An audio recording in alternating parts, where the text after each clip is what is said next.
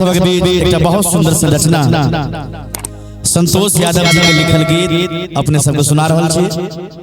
नव रचना एक पत्नी अपना पति से दुर्गा पूजा में कहे छथिन बड़ी भाव से,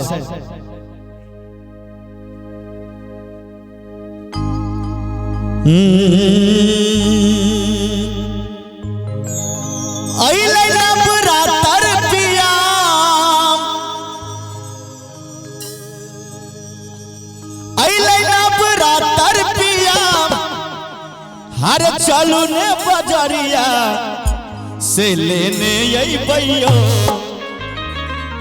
से लेने यही भैया हपिया लाला की चुनरिया से लेने यही भैया पिया लाला की चुनरिया अइले ना बरातर पिया अइले ना बरातर पिया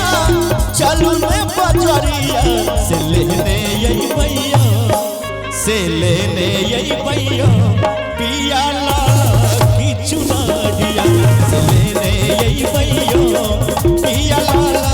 की चुनरिया।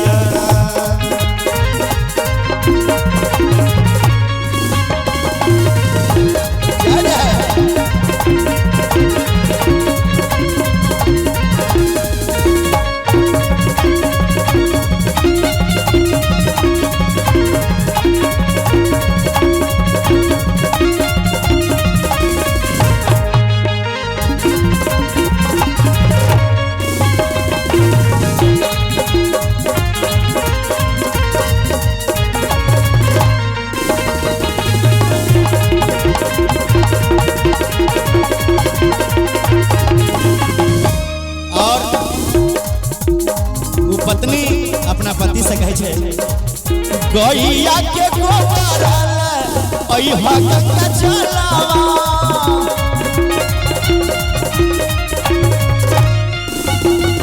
गैया के गोबर अइहा गंगा जलावा धूप दीप आरो लइहा नारियल के फलवा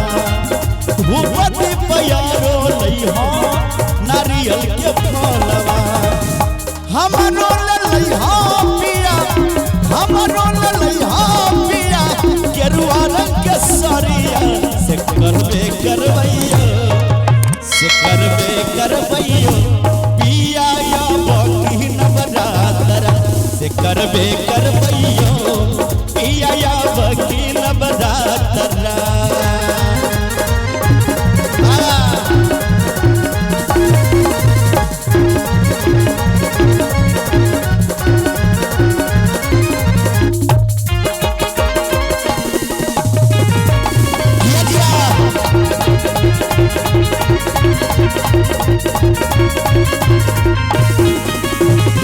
और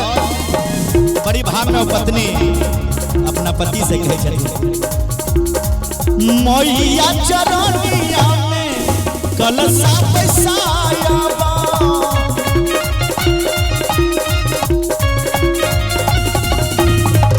माता के चरनिया में कलशा बैसाया दुर्गा मैया से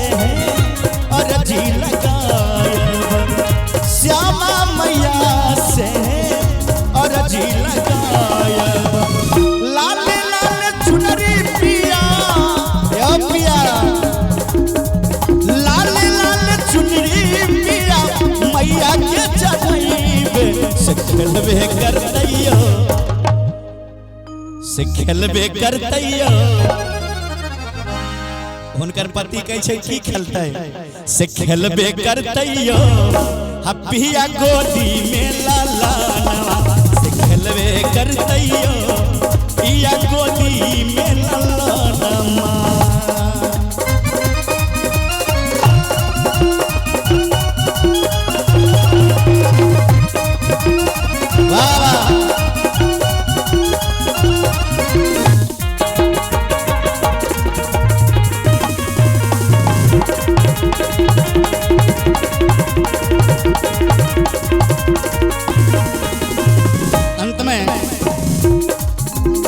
हमारे संतोष भाई लिखे जाते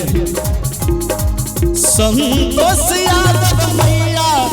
गीत लिखैया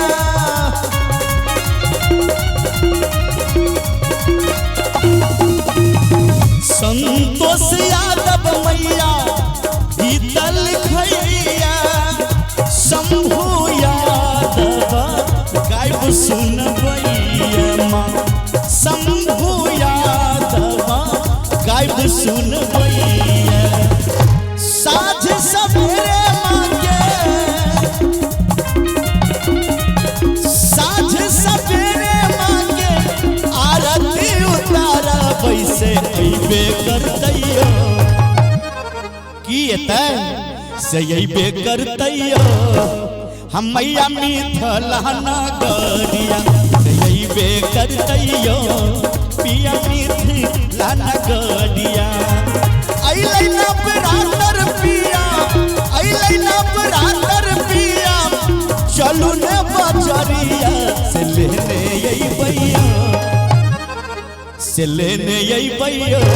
पिया लाल की चुनरिया से लेने अइबैया पिया लाल की चुनरिया से लेने अइबैया।